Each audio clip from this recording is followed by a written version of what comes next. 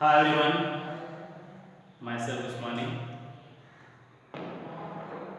Okay, class 12, application of derivatives, exercise 3.3 from question number 30.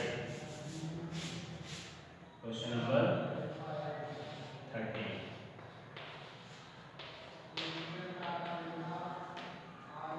In question number 13, find points. Find points on the curve x square upon 9 plus y square upon 16 is equal to 1 at which the tangents are parallel to x axis and parallel to y axis. Parallel to x axis. Okay, तो हमको निकालना है क्या? Find the points. तो जो curves हमारे पास given है,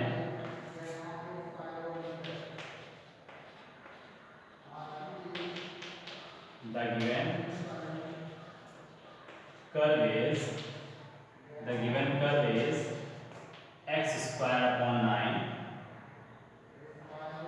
plus y upon 16 is equal to 1 at which the tangents are, first condition, parallel to x axis and second parallel to y axis. ठीक, तो अब इस क्वेश्चन पे ये जो कंडीशन है x square upon 9 plus y square upon 16 is equal to 1 जो हमारे कर्व्स का फॉर्म है, बट इसको अगर देखा जाए तो ये हमारे लिए क्या है? इलिप्स.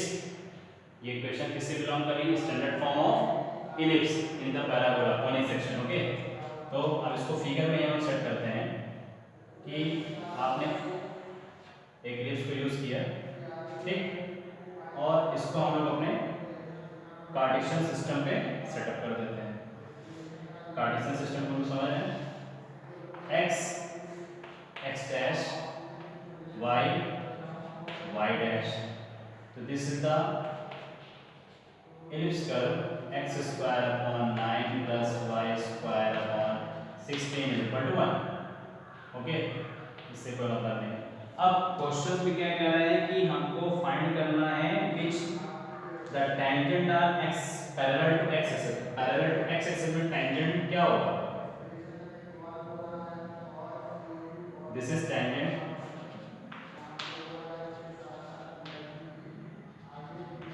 ठीक, तो एक तरीके से हमारी कंडीशन क्या बन गई? टेंजेंट की कंडीशन गिवन. अब इसमें एक और दे रहा है कि tangent to parallel y axis, parallel to y axis. तो पैरेलल टू y एक्सिस क्या है? ये है. तो हमारा टेंजेंट कहां चला जाएगा? ये चला जाएगा. ये हमारे लिए क्या है? एक तरह से परपेंडिकुलर है.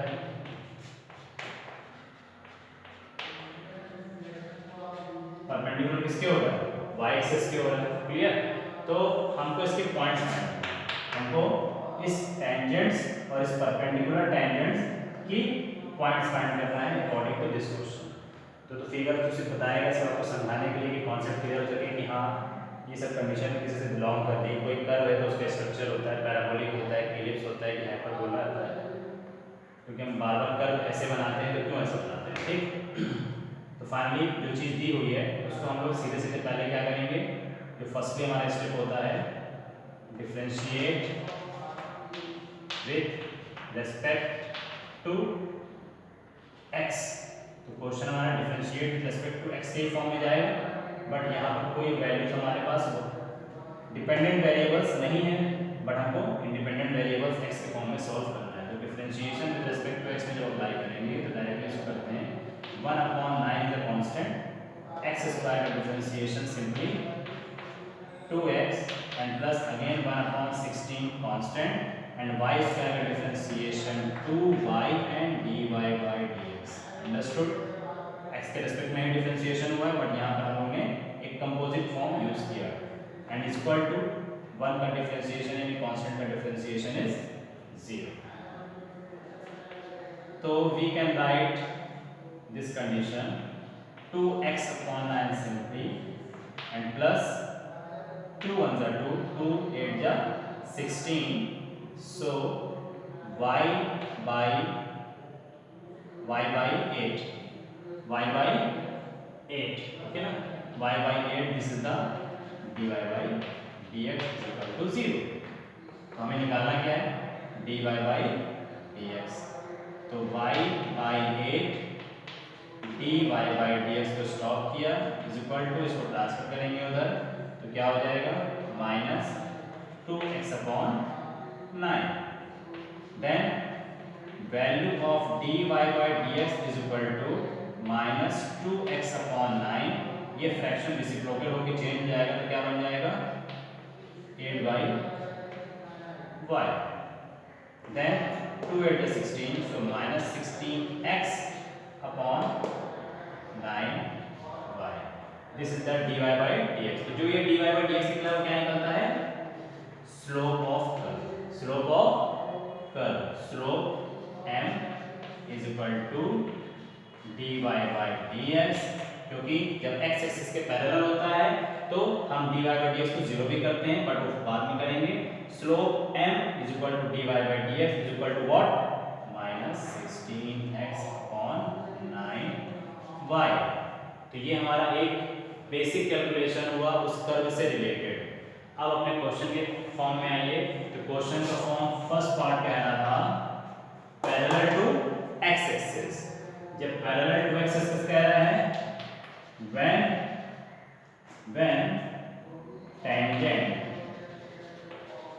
when tangent is parallel to x axis, then dy by dx is equal to 0। Remember ये सब चीजें 11th में आपने पढ़ा, बट ये एक तरह से जनरल रिलेशन था अपने इस चैप्टर का, ठीक है।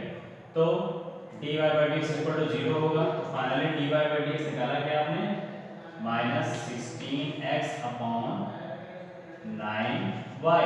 Minus 16x upon 9y is equal to 0 upon 1। Show कर दीजिए, कैलकुलेशन में प्रॉब्लम ना हो। माइनस 16x मल्टीप्लाई बाई 1 तो हो जाएगा minus 16x is equal to 9y multiply by 0 मतलब simply 0। Then x is equal to what, जब x इज इक्वल टू 0 की कंडीशन सेफ हो गई तो x की वैल्यू को लाके हम अपने कर्व में पुट करेंगे तो हमें किसकी वैल्यू आ जाएगी, y की। ओके, फिगर को रफ कर देते हैं।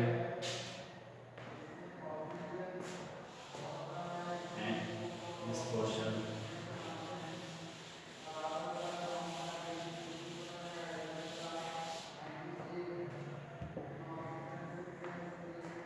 when x is equal to 0, then y is equal to what, direct करते हैं, x is equal to 0 put करेंगे, this portion whole 0। Okay, condition क्या बचेगी,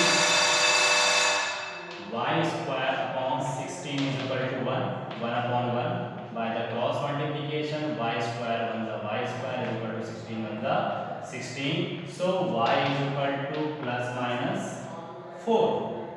तो पॉइंट्स क्या बने हमारे,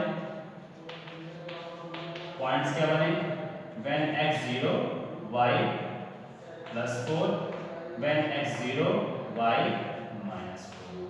तो फर्स्ट पार्ट तो सॉल्व हो गया हमारा। कह रहा था फाइंड द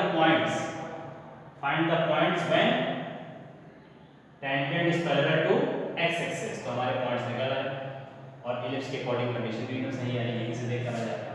याद आ जब हम लोग इलिप्स में क्वेश्चन सॉल्व करते थे और जब पैरेलल की बात आती थी, एक्स एक्सिस के पैरेलल होते थे तो एक्स के कोऑर्डिनेट्स क्या हो जाते थे, 0 हो जाते थे और y की वैल्यू यहीं से देख के बता देते थे, +4 -4। Remember. And again second part आपके पास क्या है, parallel to y axis, parallel to y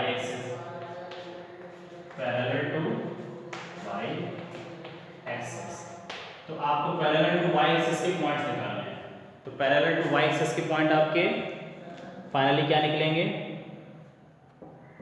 parallel to y axis, previous point is right, ठीक है। तो पैरेलल टू y एक्सिस में आइए।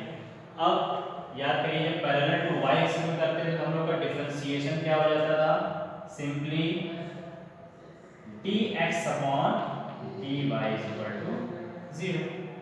ये आपके x एक्सिस के पैरेलल रहता था, और जब y एक्सिस के पैरेलल होना था टेंजेंट को तो dx upon dy is equal to 0 reciprocal हो जाता था simply.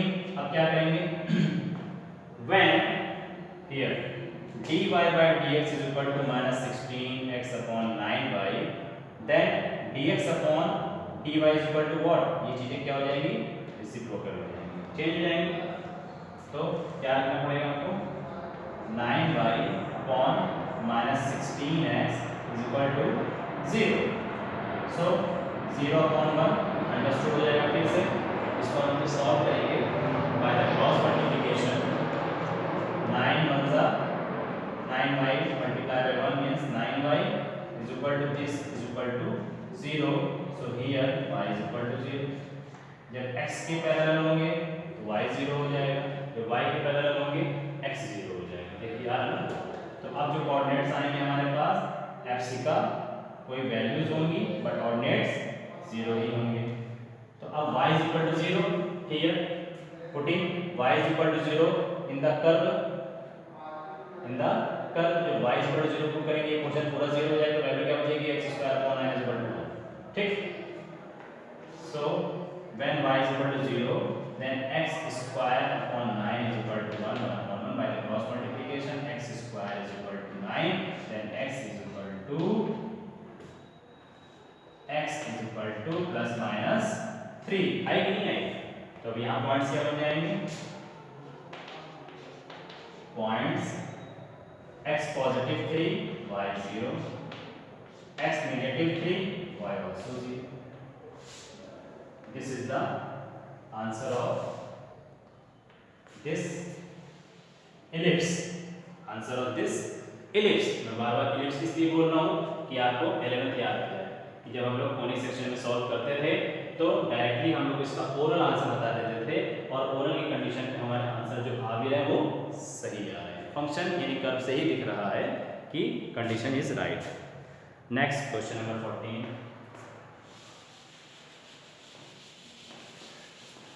In question number 14 there are 5 in question number 14 there are 5 parts. Okay, so इसमें से मैक्स टू मैक्स एक दो पार्ट्स करते हैं, बाकी आप सेल्फ योरसेल्फ अटेम्प्ट करेंगे। ओके, सो क्वेश्चन नंबर 14 क्या कह रहा है, find the equation of the tangent and normal. Good question. Find the equation of tangent and normal to the given curves at the indicated the points. Good, अच्छी चीज है। तो question number 14 का first part, the given curve is what, y is equal to x to the power 4 minus 6x cube plus 13x square minus 10x plus 5 at 0, point is given 0,5। तो क्या निकालना है आपको, equation of the tangent and equation of the normal. तो equation of tangent and equation of normal value find करने के लिए एक कॉमन चीज है कि हमको स्लोप और पॉइंट्स फाइंड होना चाहिए। पॉइंट हमारे पास गिवन है, स्लोप गिवन नहीं। ठीक, तो परपेंडिकुलर नॉर्मल और टेंजेंट की कंडीशन पता ही है आपको, तो डायरेक्टली हम लोग क्या करते हैं, differentiate with respect to x। तो इसको dy by dx कर दिया जाए या y डैश लिख दिया जाए। ठीक, तो हम निकालना क्या चाह रहे हैं, differentiate with respect to x करके हम स्लोप फाइंड करना चाह रहे हैं। Slope m is equal to directly dy by dx, यानी हमने यहाँ डिफरेंशिएशन कर दिया, dy by dx लिख दिया, यानी y का डायरेक्टली हम लिखने जा रहे हैं डिफरेंशिएशन पार्ट। तो dy by dx x to the power 4x cube minus 6 constant x square का हो जाएगा 3x square, 6 3 18x square 13 to the plus 13 to the 26 x only minus x का डिफरेंशिएशन ओनली -10 5 का डिफरेंशिएशन 0 लिखने की कोई जरूरत नहीं। तो इक्वेशन ऑफ द टेंजेंट निकालने के लिए कंफर्म हो गया कि हमारा जो स्लोप होता है वो dy by dx के इक्वल होता है, sorry dy by dx equal to 0 होना चाहिए। ठीक, तो अब हमारे पास क्या हो जाएगा, dy by dx is equal to 0 apply करेंगे। तो जब dy by dx is equal to 0 apply करेंगे तो हमारा स्लोप फाइंड हो जाएगा। ठीक, तो dy by dx की वैल्यू क्या है हमारे पास 4। क्वेश्चन और इजी भी हो जाएगा हमारे लिए। क्वेश्चन इजी होने का मतलब पॉइंट्स गिवन है 0,5, तो क्यों ना हम इसको 0 से पास कर दें। जैसे हम लोग 0 से पास कर देंगे तो जो वैल्यूज बचेगी वो हमारे लिए क्या हो जाएगी, स्लोप हो जाएगी, क्योंकि dy by dx की वैल्यू किससे बिलोंग कर रही है, स्लोप ऑफ द टेंजेंट से कर रही है, और पॉइंट इज गिवन और इंडिपेंडेंट वेरिएबल क्या है यहाँ पे x है, तो रखने की जरूरत नहीं, डायरेक्टली आ जाएगा dy by dx upon x is equal to 0। तो x इज इक्वल टू 0 हम जैसे इस पे पास करेंगे 0 0 0, सॉलिड क्या बचा -10, -10 क्या है, slope of tangent m is equal to normal लिख दिया है -10। ओके, तो इसके दो आंसर निकालने हैं, find the equation of tangent, equation निकालना है। तो इक्वेशन ऑफ टेंजेंट की क्या बनेगा हमारे पास condition, equation of tangent, equation of tangent की कंडीशन क्या जानते हैं, if slope is given and point is given, x1 y1 and m is given, then what is the equation of the tangent या equation of line, y minus y1 is equal to m in bracket x minus x1, यही होता है। तो here y minus y1 is what, y is equal to m की value क्या निकलेगी -10, x minus x1 is what 0, तो simply क्या बचेगा, 0 की कंडीशन जाएगी y minus 5 is equal to -10x। अब इसको ax plus by plus c is equal to 0 के फॉर्म में लिखते हैं, क्योंकि हमारे स्टैंडर्ड इक्वेशन क्या होता है ax plus by plus c is equal to 0, तो -10 इसको ट्रांसफर कर दीजिए, positive 10x plus y minus 5 is equal to 0। This is the equation of tangent, equation of tangent of given curve। But इसका second part क्या कहता है, equation of normal also. ठीक है, तो इक्वेशन ऑफ नॉर्मल क्या होता है, equation of normal, equation of normal simply formula वही होता है y minus y1 is equal to not m, capital M in bracket x minus x1। so again y1 कहाँ है 5 is equal to m क्या होता है normal slope is equal to -1 upon tangent slope। तो capital M is equal to -1 upon m value is -10। so putting this value in condition, just a minute। okay, so here slope of tangent -10, so again यहाँ -10 put करेंगे, minus minus cancel या minus minus plus कर दीजिए, minus minus cancel करके 1/10। तो here आपका जो m आया है वो क्या है 1/10 एंड x minus x1 0। तो solve this equation by the cross multiplication, और इजीली देते हैं y minus 5 is equal to x minus 0 means x, so x upon 10 by the cross multiplication 10y minus 10 5 is 50 is equal to x।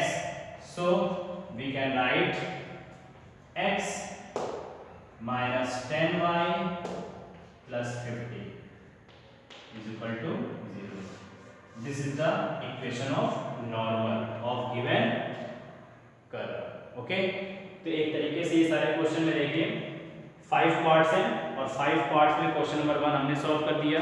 Question number 2nd 3rd अपनी जगह पे easy है, but question number 4 जरूर attempt करिएगा, because यहाँ पर normal की position पे कर्व डिटरमाइन नहीं हो रहा है, बट अटेम्प्ट करिएगा। और question number 5th it's very important, question number 14 का 5th part it's very important. Okay, attempt करिएगा, otherwise in the next video this question will be discussed. Okay, thank you so much children.